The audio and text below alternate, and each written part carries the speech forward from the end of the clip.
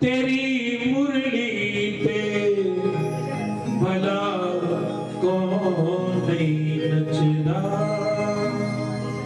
कृष्णा तेरी मुरली पे भला कौन नहीं नचदा। कृष्णा कृष्णा तेरी मुरली पे भला कौन नहीं नचदा। सारी गोपियां तो नाची नहीं। यहाँ कौन कौन है गोपी? गोपी नहीं बनना चाहता। गोपी मतलब समर्पण। जिसके मन में समर्पण है वही गोपी है। तो गोपियों की तरह भाव मस्ती में झूमते नाचते हुए कहना है, हो कृष्णा तेरी मुरली पे भला कौन नहीं नचदा। कृष्णा तेरी मुरली पे भला कौन नहीं नचदा। तेरी मुरली पे भला कौन नहीं नचदा। तेरी मुरली पे भला कौन नहीं नचदा। धरती जात सितारे नचते, सारे भगत में खाने नचते। राधा नची मीरा नची सारा आलम नचदा। कृष्णा तेरी मुरली पे भला कौन नहीं नचदा। तेरी मुरली पे भला कौन नहीं नचदा।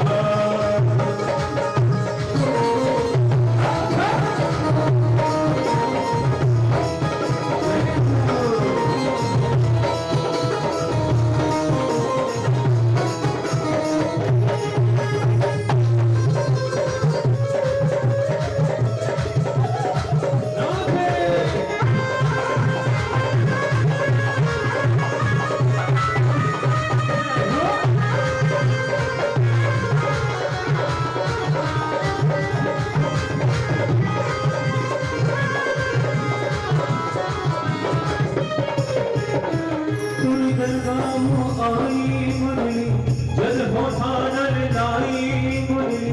तुर दरगाहों आई मुरली, जल हो थानर लाई मुरली। गीत प्रभु से गाई मुरली, होठ से गई सजना। कृष्णा तेरी मुरली पे भला कौन नहीं नचदा। कृष्णा तेरी मुरली पे भला कौन नहीं नचदा।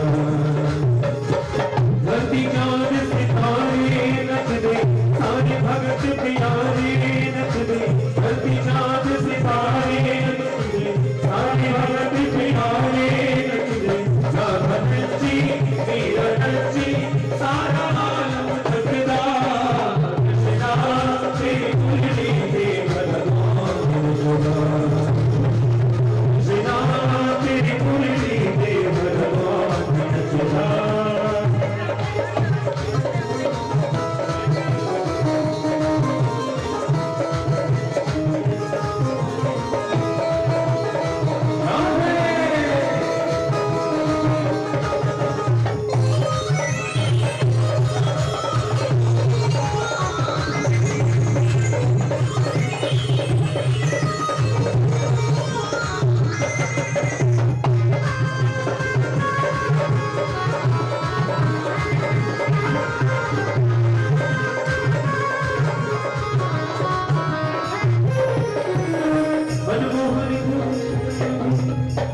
मनमोहन घन श्याम भी तू है, मनमोहन घन श्याम भी तू है।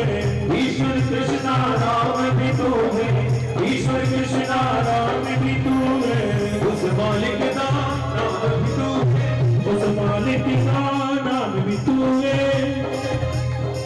उस मालिक का नाम भी तू है। जो हर दिल में बसता।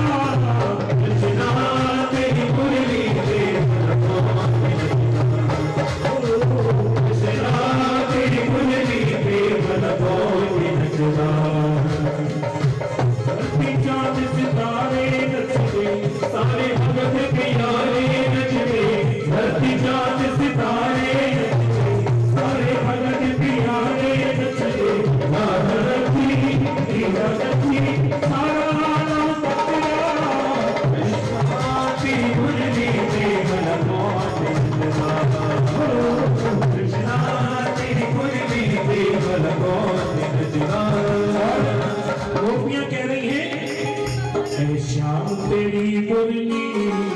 पागल कर जाती है शाम तेरी मुरली पागल कर जाती है शाम तेरी मुरली पागल कर जाती है शाम तेरी मुरली पागल कर जाती है शाम तेरी मुरली पागल कर जाती है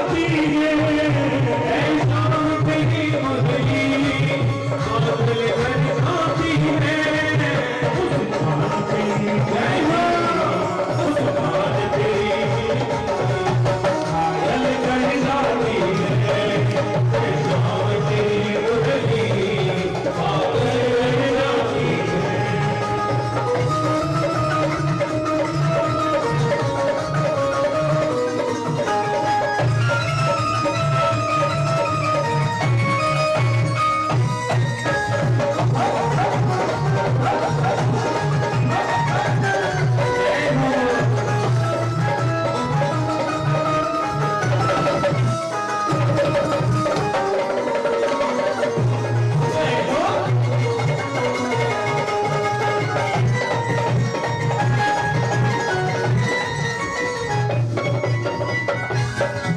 सोने की होती तो जाने क्या करती बंसी सोने की होती तो जाने क्या करती बंसी सोने की होती तो जाने क्या करती बंसी सोने की होती तो जाने क्या करती बंसी जब पास की हो करके जब पास की हो करके पागल कर जाती है शाम तेरी मस्ती पागल कर जाती है शाम तेरी मस्ती पागल कर जाती है शाम तेरी मस्ती पागल कर जाती है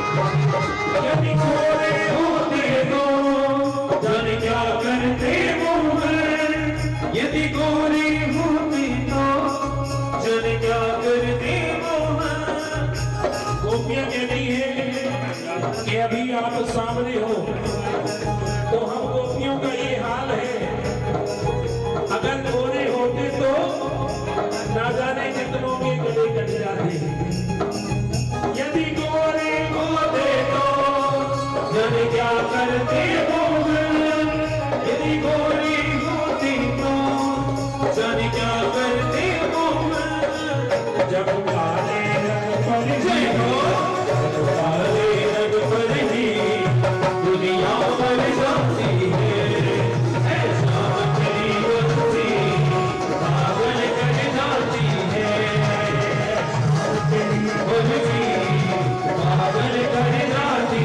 है शाम तेरी बस्ती पागल कर जाती है राधे राधे गोविंद गोविंद राधे राधे राधे गोविंद गोविंद राधे राधे गोविंद गोविंद राधे राधे राधे गोविंद गोविंद राधे गोविंद राधे गोपाल राधे गोविंद राधे गोपाल राधे गोविंद राधे गोपाल राधे गोविंद राधे गोपाल राधे राधे राधे गोविंद गोविंद राधे राधे राधे गोविंद गोविंद राधे जय जय श्री राधे जय जय श्री राधे जय जय श्री राधे श्याम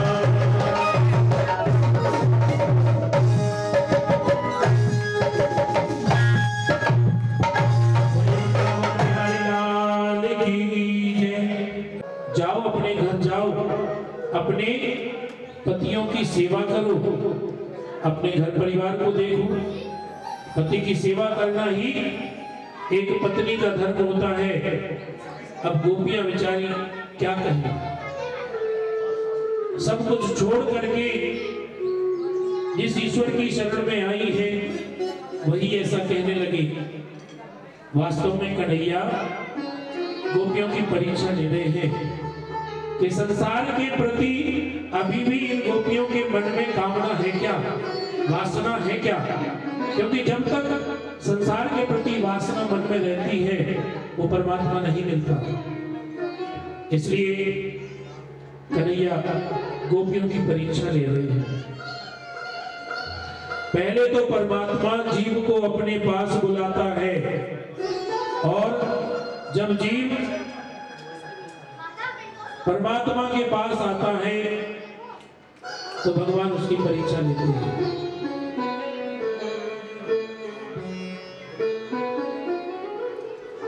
भगवान श्री कृष्ण गोपियों को एक कहानी सुना रहे हैं। देखो गोपियों, एक पतिव्रता स्त्री की बात तो मैं बताता हूं। एक पतिव्रता स्त्री थी, घर के आंगन में बैठी चावल बीन रही थी। शाम का समय था। उसके पति कहीं से काम करके बाहर से आए और जैसी उसने अपने पति को देखा तो अपने पति का स्वागत किया, चावल बीनना छोड़ दिया। दोनों पति पत्नी आपस में बातें करने लगे और उनके आंगन में ही एक अग्नि कुंड था। पहले लोग अग्नि को जला करके रखते थे, तो उस चूल्हे में अग्नि कुंड में आग जल रही थी और उनका छोटा सा बालक, 1.5 साल का छोटा सा बालक वहीं पर खेल रहा था। दोनों पति पत्नी आपस में बातें करने लगे। प्रेम से बातें करते करते उसके पति को थकान के कारण नींद आने लगी तो वो वहीं पर अपनी पत्नी की गोद में सिर रख करके लेट गया और उसे नींद आ गई। अब वो पतिव्रता स्त्री अपने पति का गोद अपने पति के सिर को अपनी गोद में अपनी जांघ पर रख करके वो बैठी हुई है। इतने में उसका नन्हा सा बालक, 1.5 वर्ष का बालक घुटमन चलता हुआ अग्नि कुंड के पास गया और उस अग्नि कुंड में झांकने लगा। बड़ी सी भट्टी थी,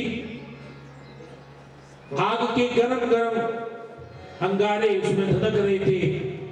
अब उस पतिव्रता स्त्री ने सोचा कि कहीं मेरा बालक अग्नि कुंड में ना उलट जाए, लेकिन मैं कैसे उठूं? मेरे पति सो रहे हैं और अगर मैं उठती हूं तो मेरा पतिव्रत धर्म भंग होता है, इनकी नींद खुल जाएगी। इसलिए उसने आंखें बंद कर ली, भगवान का स्मरण किया। उसी समय वो बालक उस अग्नि कुंड में उलट गया। उसने उस पतिव्रता स्त्री ने अपनी आंखें बंद कर ली और जब काफी देर के बाद जब उसके पति उठे तो वह दौड़ करके अग्नि कुंड के पास गई और देखा कि उसका बालक अंगारों से खेल रहा है। पतिव्रत धर्म का ये प्रभाव कि अग्नि शीतल हो गई, ठंडी हो गई और उसके बालक की रक्षा हो गई। कन्हैया बोले, देखो ये पतिव्रत धर्म होता है। और तुम हो कि अपने अपने पतियों को छोड़कर इस घनघोर जंगल में अर्धरात्रि में यहां चली आई। अब गोपियां सोचती हैं कि देखो भगवान कितनी कठिन परीक्षा ले रहे हैं, जिनके लिए हमने सारे विषयों को त्याग दिया, संसार के सभी रिश्ते नातों को त्याग दिया और वही ऐसी बात कर रहे हैं।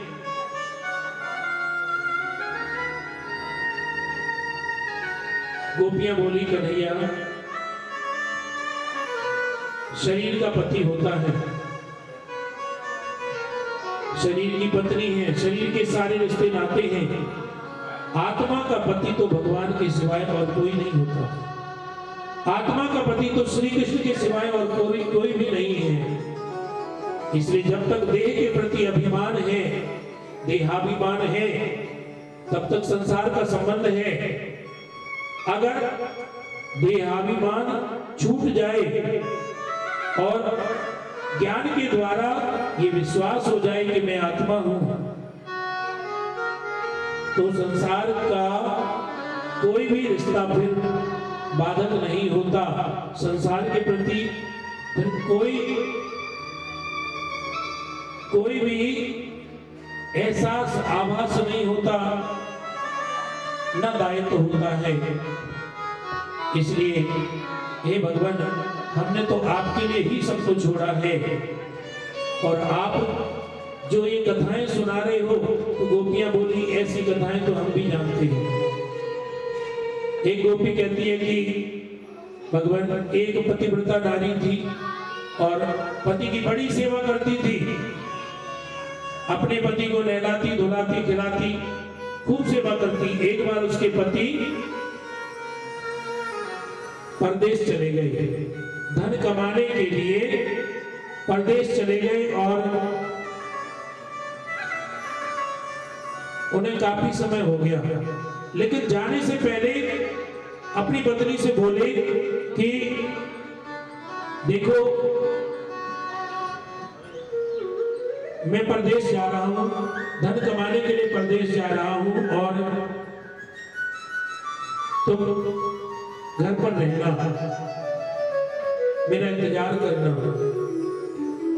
उस पतिव्रता स्त्री ने कहा कि मैं आपके बिना कैसे रहूंगी, मैं तो आपसे बहुत प्रेम करती हूँ।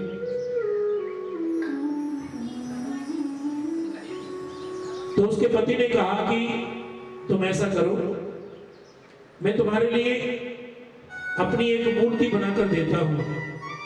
उसके पति ने अपने जैसी ही एक मूर्ति बनाकर दी, छोटी सी मूर्ति, और कहा कि इस मूर्ति को मेरा रूप समझ करके इसकी सेवा करना और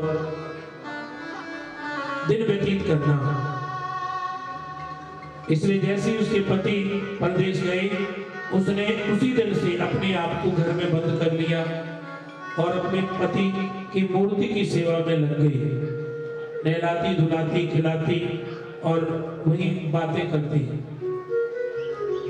एक वर्ष के बाद उसके पति अपने घर लौटे, दरवाजा बंद है, सांकल लगी हुई है।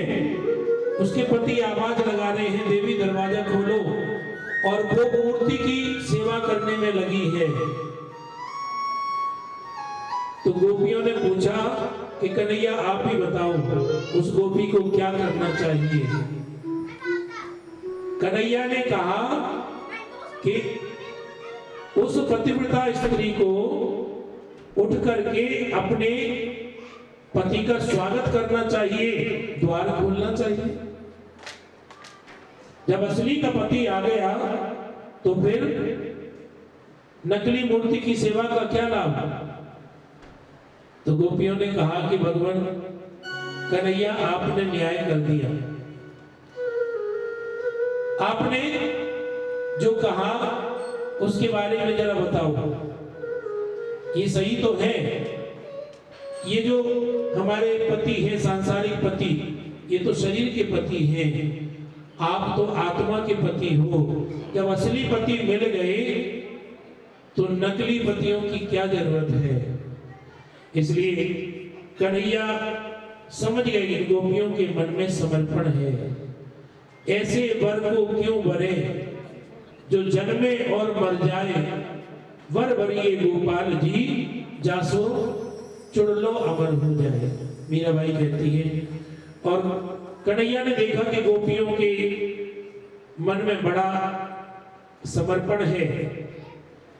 इन गोपियों को आत्मा का साक्षात्कार हो चुका है।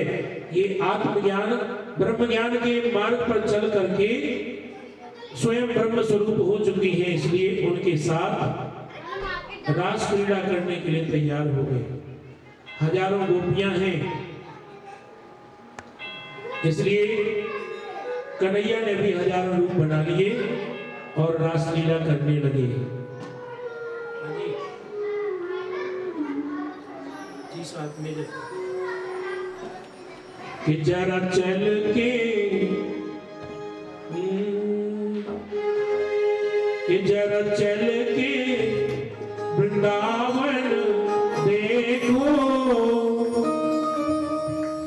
श्याम बंसी बजाते मिलेंगे।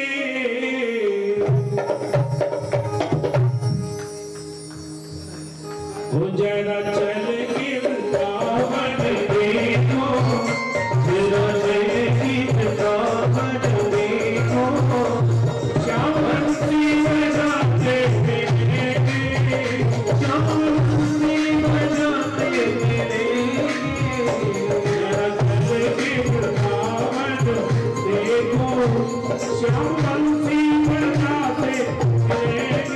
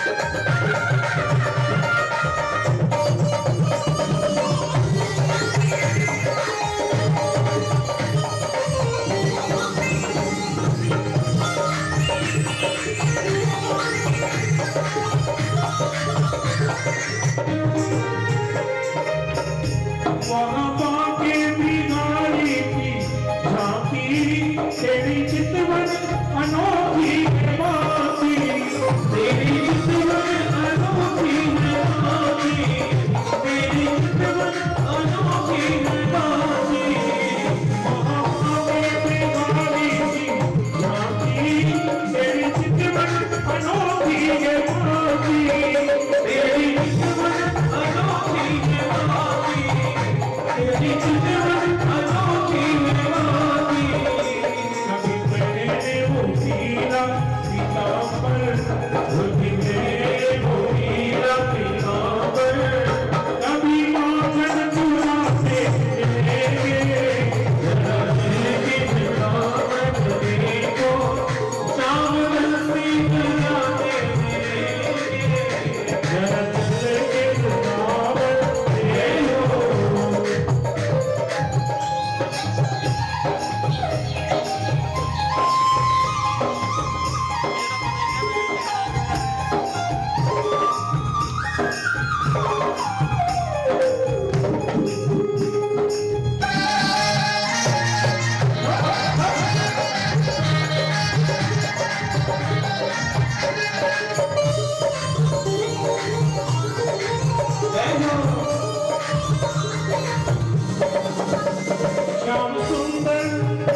श्याम सुंदर गिरधारी कन्हैया, राधा रानी के मन के चुनैया, राधा रानी के मन के चुनैया, राधा रानी के मन के चुनैया।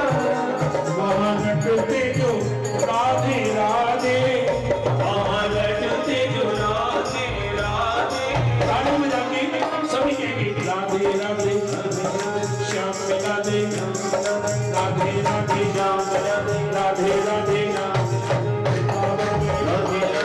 राधे राधे राधे साथी पे, राधे राधे किधर पे, राधे राधे यमुना तट पे, राधे राधे सीवन पे, राधे राधे रावण में, राधे राधे यमुना तट पे, राधे राधे सीवन पे, राधे राधे बोलो राधे राधे।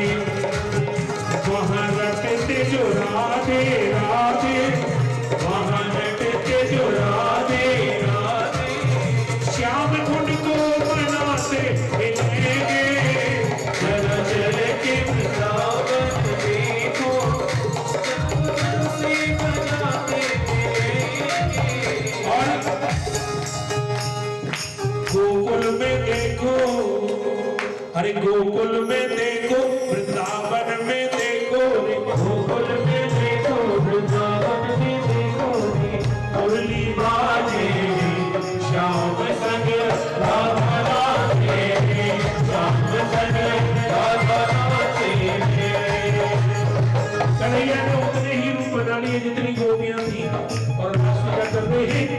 नृत्य नहीं। अरे गोकुल में देखो वृंदावन में देखो, गोकुल में देखो वृंदावन में देखो रे, भोली माँ तेरी श्याम संग राधा तेरी, राधा तेरे।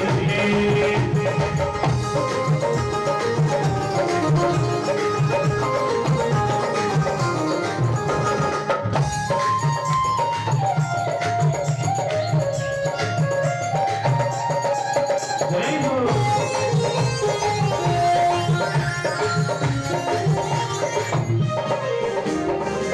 चम चम नाची राधा रानी, सुनकर मीठी मुरलिया हो, सुनकर मीठी मुरलिया हो, सुनकर मीठी मुरलिया ओ श्याम छवि पर सब बलिहारी, बाल बाल और गैया हो, वर माली और गैया हो, वर माली और गैया।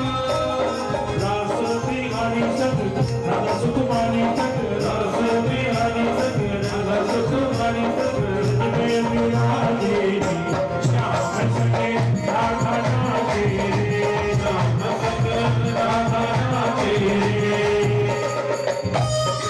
जय हो।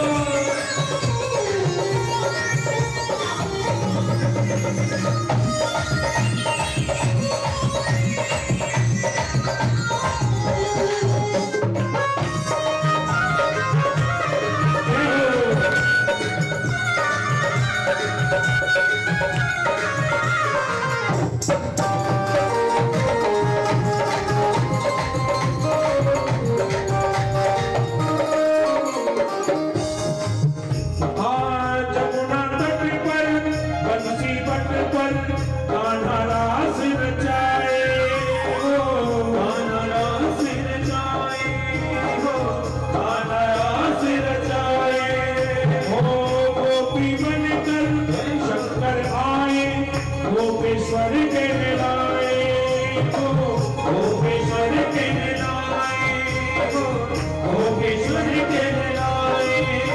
अरे डम डम डम डूबा जी कान्हा की गुरदी पे, डम डम डम डम कान्हा की गुरदी पर, डम डम डूबा जी कान्हा की गुरदी पे, डम डम डम डूबा जी कान्हा की गुरदी पे, सब जन नाचे रे श्याम संगे राधा नाचे रे, श्याम संगे राधा नाचे रे। अरे रास रचो रास रचो रास रचो है, यमुना किनारे हरी रास रचो है, रास रचो है, रास रचो है। यमुना किनारे हरी रास रचो है, अरे रास रचो रास रचो है, यमुना के बंदे हरी जय हो। रास रचो रास रचो है, यमुना किनारे हरी रास रचो है। अरे राधा नाचे कृष्ण नाचे नाचे गोपी जन, राधा नाचे कृष्ण नाचे नाचे गोपी जन, राधा नाचे कृष्ण नाचे नाचे गोपी जन, राधा नाचे कृष्ण नाचे नाचे गोपियाँ। अरे मन मेरो मन गयो फकीरी, मन मेरो मन गयो फकीरी, मन मेरो मन गयो फकीरी, मन मेरो फकीरी। पावन वृंदावन, रास रचो है, यमुना किनारे हरी रास रचो है, रास रचो रास रचो है, यमुना किनारे हरी रास रचो है। जय हो।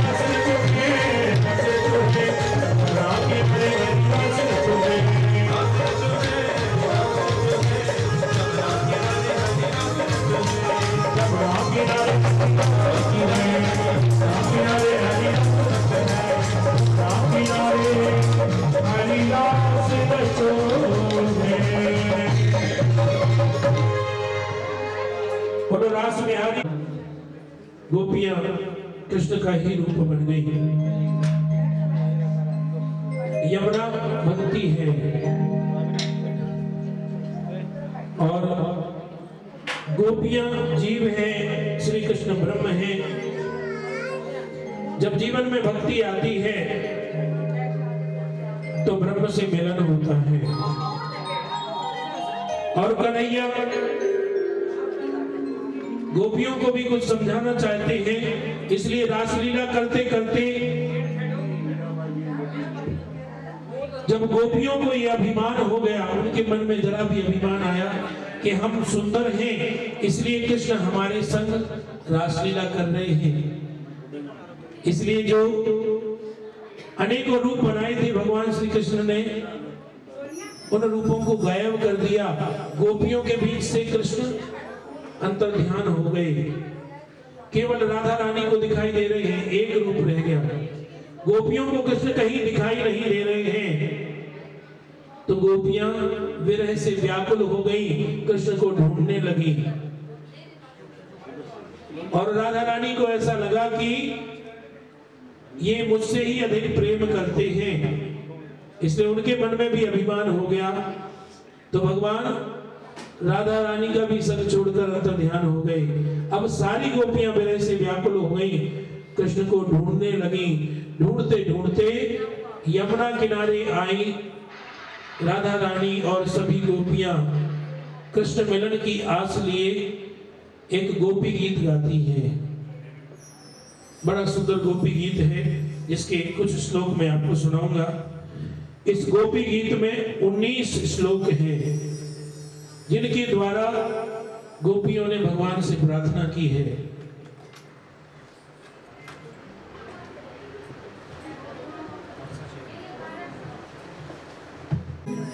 आप हमें मिल जाइए, हे प्रभु हमारे मन को अपने चरणों में लगा दीजिए, हमें वो भक्ति प्रदान कर दीजिए, ज्ञान प्रदान कर दीजिए, जिसके द्वारा हम इस भव सागर से मुक्त हो सके।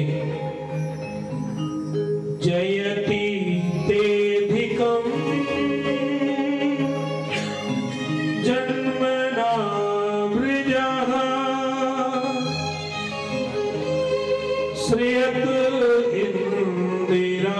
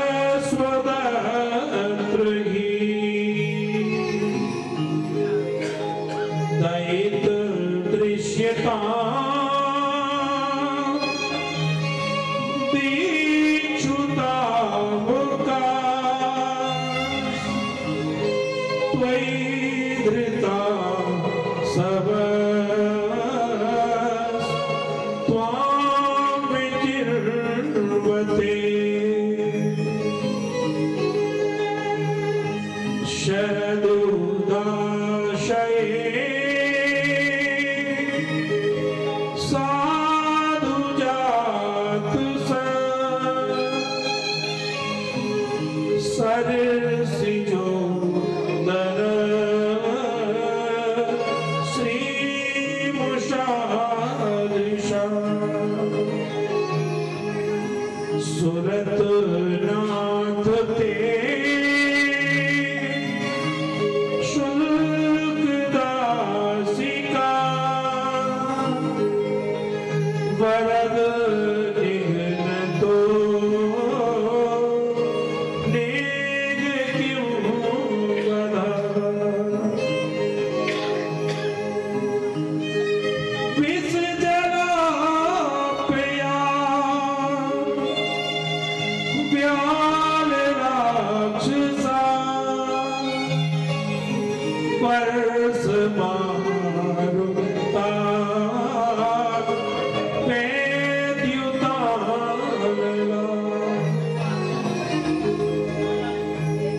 विस्मया मजा विश्वतो भया दृशभूते वयं रक्षिता बहु प्रणत देहिना पापकर्षणं तृणचरानुगं श्रीनिकेतनं फणिमफणार्पितं ते पदाम्बुजं क्रीणुकुचेषुणः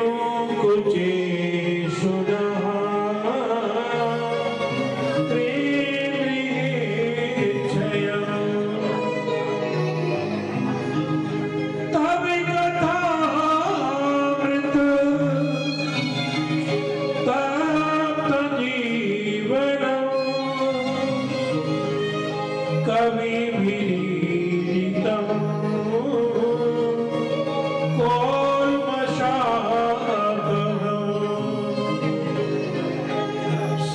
श्रवणमङ्गलं श्रीमदाततं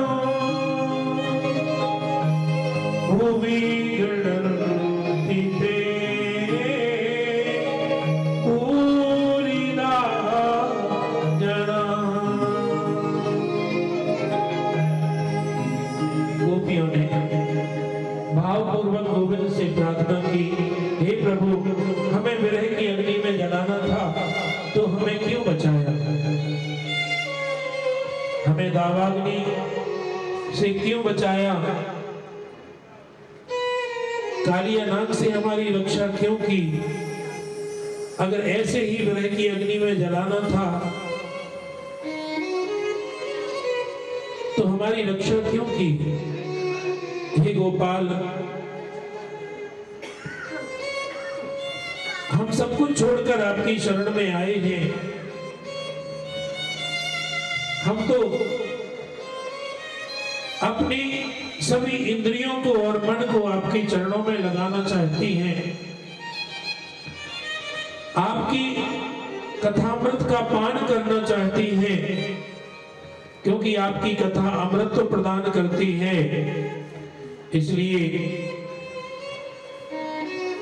हम तो चाहती हैं कि हमारे प्राण अभी निकल जाएं, लेकिन इस हृदय में आपका वास है तो ये प्राण भी नहीं निकलते। हे गोपाल, हमारी मन की भावनाओं को समझते हुए आप हमारे अंतःकरण में प्रकट हो, हमें दर्शन दें, क्योंकि आपके बिना तो इस शरीर का भी अंत होने वाला है।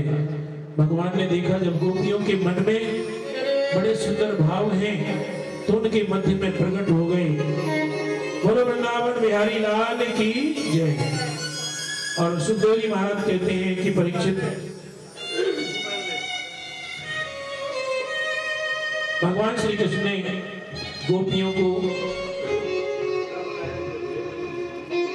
आत्मज्ञान प्रदान करके ये रासलीला की, अर्थात जीव का ब्रह्म से जब मिलन होता है तभी सच्ची रासलीला होती है। ये रासोत्सव प्रवृत्तो गोपी मंडल मंडितः योगेश्वरेण कृष्णेन तासां मध्ये द्वयोर्द्वयोः। और भगवान की रासलीला का दर्शन करने को भोलेनाथ भी आए। पार्वती ने कहा कि आपको ऐसे प्रवेश नहीं मिलेगा, आपको गोपी बनना पड़ेगा। तो भोलेनाथ ने कहा ठीक है, हम गोपी बनने को तैयार हैं। तो पार्वती ने बड़ा सुंदर श्रृंगार किया, कन्हैया को भगवान शंकर को गोपी बना दिया कन्हैया के रासलीला में ले जाने के लिए। लंबा घूंघट डाल करके मर्दानी चाल चलने लगे तो पार्वती माता ने कहा कि अरे ये मर्दानी चाल को छोड़ो, स्त्रियों की तरह चलो। जब रासलीला में पहुंचे तो सभी गोपियां नृत्य कर रही हैं। अब शंकर जी से नहीं रहा गया, ये खड़े होकर के नृत्य करना चाहते हैं और पार्वती रोकती है। कन्हैया ने देखा कि आखिर क्या बात है, ये कौन सी गोपी है जो घूंघट डाले है, हमसे कैसा पर्दा। एक गोपी पूछने लगी, अरे बहन ये कन्हैया तो हमारे अपने, इनसे क्या पर्दा, ये घूंघट क्यों डाला हुआ है। पार्वती ने सोचा कहीं भेद न खुल जाए, इसलिए बोली कि सखी ये गोपी बड़ी शर्मीली है, शर्माती है, इसलिए इसने घूंघट किया हुआ है। गोपियां बोली अरे शर्म की क्या बात है, घूंघट उठा दो। पार्वती ने कहा वो बात ऐसी है कि ये बेचारी लज्जा के मारे घूंघट नहीं खोल रही, क्योंकि ये एक आंख से कानी है। गोपियों ने कहा कोई बात नहीं। अब कन्हैया तो समझ गए कि ये तो हमारे गोपेश्वर महादेव हैं, इसलिए ऐसी मुरली बजाई कि महादेव अपनी सुध बुध भूल गए, निकाला अपना डमरू और बजाने लगे और नाचने लगे। गोपेश्वर महादेव कहलाए। ऐसी सुंदर लीला करके अब कन्हैया समझ गए कि देखो अब वो समय आ गया है जब कंस का वध करना है, उद्धार करना है। इसलिए ऐसी प्रेरणा की कि कंस मुझे मथुरा बुलाए। इसलिए कंस ने अक्रूर को भेजा। काका अक्रूर जी रथ लेकर कृष्ण बलराम को लेने आए। बड़ा आग्रह किया नंद बाबा और यशोदा से। यशोदा तो सारी रात रोती रही, कभी भी कृष्ण को अपने से अलग किया ही नहीं था, कहीं भी दूर नहीं जाने देती। केवल गऊएं चराने जाते, उस समय भी यशोदा मैया को ये तो आशा लगी रहती कि मेरा कन्हैया लौट के आएगा। लेकिन यशोदा मैया को लगा कि अब तो कन्हैया हमेशा के लिए मुझसे दूर जा रहा है। इसलिए यशोदा मैया ने कहा कि चाहे मेरे प्राण ले लो, लेकिन मेरे कन्हैया को मत ले जाओ। कन्हैया और बलराम भी मचल पड़े, मैया तो हमें कहीं जाने नहीं देती, अब हम बड़े हो गए हैं, छोटे थोड़ी हैं। अरे मथुरा में मेला लगा है, इसलिए उस मेले में कंस मामा ने हमें बुलाया है, हम मेला देख करके आ जाएंगे और बाबा भी तो जाएंगे। तो नंद बाबा तो सवेरा होते ही अपनी बैलगाड़ी तैयार करके मथुरा के लिए चल पड़े। इधर सुबह होने पर जैसी अक्रूर जी ने रथ तैयार किया और कृष्ण बलराम को रथ में बैठाने लगे तो देखा हजारों गोपियां रथ के आगे खड़ी हो गई। हमारे ऊपर से रथ निकाल कर ले जाओ, हमारे प्राण ले जाओ, लेकिन हमारे कृष्ण को मत ले जाओ। ऐसा प्रेम, ऐसा विरह का वातावरण हो गया कि अक्रूर जी की भी आंखें नम हो गई और गोपियां रोती रह गई। और अक्रूर जी कृष्ण बलराम को रथ में बिठाकर चल पड़े और गोपियां दूर तक देखती रही, मन में यही गाती रही, गोविंद मेरो गे गोपाल मेरो गे, गोविंद मेरो गे गोपाल मेरो गे, गोविंद मेरो गे गोपाल मेरो गे, गोविंद मेरो गे गोपाल मेरो गे, श्री राधा रमण नंदलाल मेरो गे, श्री राधा रमण नंदलाल मेरो गे, गोविंद मेरो गे गोपाल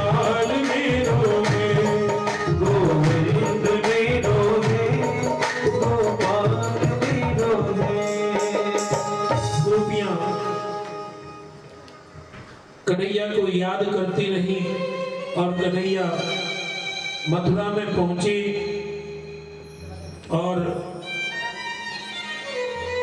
साथ में ग्वाल गोपाल भी गए थे, ग्वालवाल गए थे। तो इसलिए धोबी घाट पर पहुंचे।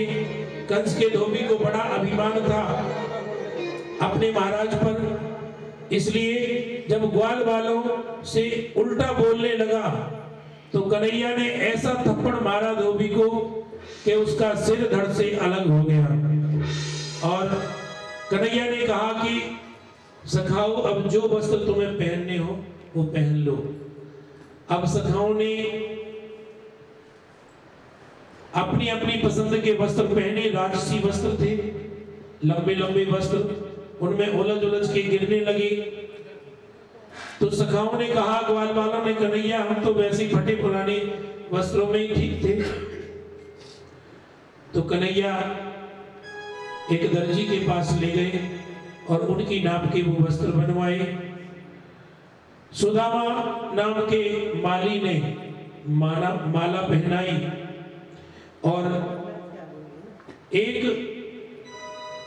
कुब्जा स्त्री है जिसने सभी ग्वाल वालों को चंदन लगाया। जो 3 जगह से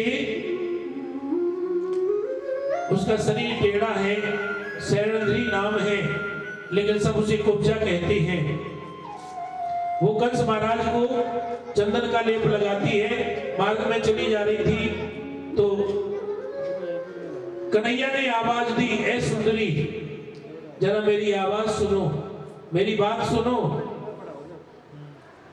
क्या तुम हमें चंदन लगा दोगी? जब कुब्जा ने ऐसी प्यारी आवाज सुनी और कन्हैया को देखा तो कमली हो गई। सभी सखाओं को चंदन लगाया और जब कन्हैया को चंदन लगाने लगी और कन्हैया के माथे पे जब चंदन लगाया तो कन्हैया ने कहा कि सुंदरी जरा इधर देखो। जैसी कुब्जा ने कन्हैया की आंखों में देखा, कन्हैया ने उसकी जोड़ी से हाथ लगाया, अपने पंजों को उसके पैरों पर रखा और जरा सा झटका दिया, वो कुब्जा बिल्कुल सीधी हो गई, परम सुंदरी बन गई। बोलो बालकृष्ण भगवान की जय। और वो बाबरी हो गई, कमली हो गई, नीमे कमली हो गई और कृष्ण के प्रेम में दीवानी हो गई। अब कंस ने जो धनुष यज्ञ किया है उसमें अपने बड़े बड़े पहलवानों से कह दिया है कि जैसे कृष्ण और बलराम आएंगे तुम उन्हें मार देना।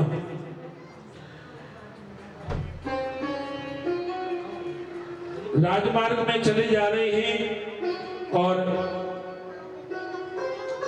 जैसी यज्ञ में पहुंचे, उस धनुष यज्ञ में पहुंचे तो वहां पर उनका सामना चाणूर और मुष्टिक पहलवान से हुआ। श्री कृष्ण ने उनका भी कल्याण किया, उनका उद्धार किया और उस धनुष यज्ञ में रंग मंडप में, रंगभूमि में सब प्रकार के लोग बैठे हैं।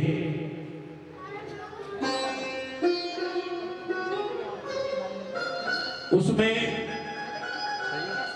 लाखों नर नारी बैठे हैं और सबको भगवान अलग अलग रूप में दिखाई दे रहे हैं कि मल्लानामस निर्जनाम नरवरा स्त्रीणाम स्मरो मूर्तिमान गोपानाम स्वजनो सताम चितिभुजाम शास्ता स्वपित्रो शिशु। बड़े बड़े पहलवानों को गोविंद पहाड़ के समान दिखाई दे रहे हैं और जो नौजवान स्त्रियां हैं उन्हें भगवान बहुत सुंदर रूप में, कामदेव के रूप में दिखाई दे रहे हैं। गोप ग्वालों को कन्हैया मित्र के रूप में दिखाई देते हैं और राजकुमारों को राजकुमार के समान, साधारण व्यक्तियों को ब्रह्म के समान और योगियों को परमात्मा तत्व के रूप में कृष्ण दिखाई देते हैं। जाकी रही भावना जैसी प्रभु मूरत देखी तिन तैसी। भगवान ने कंस के धनुष को उठाया और देखते ही देखते, जैसी जितनी देर में पलक झपकती है उतनी देर में उस धनुष को तोड़ दिया, उसके 3 टुकड़े कर दिए। और भगवान शंकर जी ने कहा था कि जो इस धनुष को तोड़ देगा कंस, वो तुम्हें नहीं छोड़ेगा। इसलिए कंस भयभीत हो गया। कंस को जब समाचार मिला तो डर गया।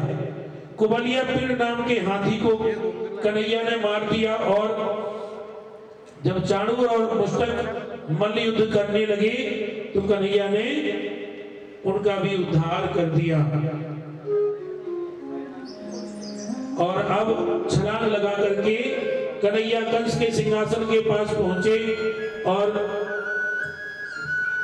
कंस अपने पहलवानों को पुकारने लगा तो कन्हैया ने कहा कि मामा, वो तो सब ऊपर पहुंच गए और अब तुम्हारा इंतजार कर रहे हैं। कन्हैया ने कंस के बालों को पकड़ लिया। कंस बोला कि मुझे बड़ा कष्ट हो रहा है, कन्हैया मेरे बाल छोड़ो। कन्हैया ने कहा, याद करो मामा, तुमने मेरी माता देवकी के बाल पकड़े थे।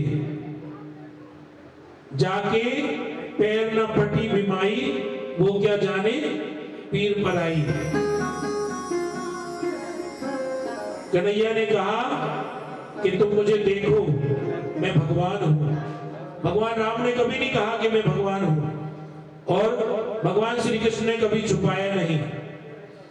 कन्हैया ने कहा कि मामा मेरी आंखों में देखो, मैं तुम्हारा उद्धार करने जा रहा हूं। कन्हैया ने कंस को बालों से पकड़ा और ऊपर से ही जमीन पर दे मारा और कंस का उद्धार हो गया।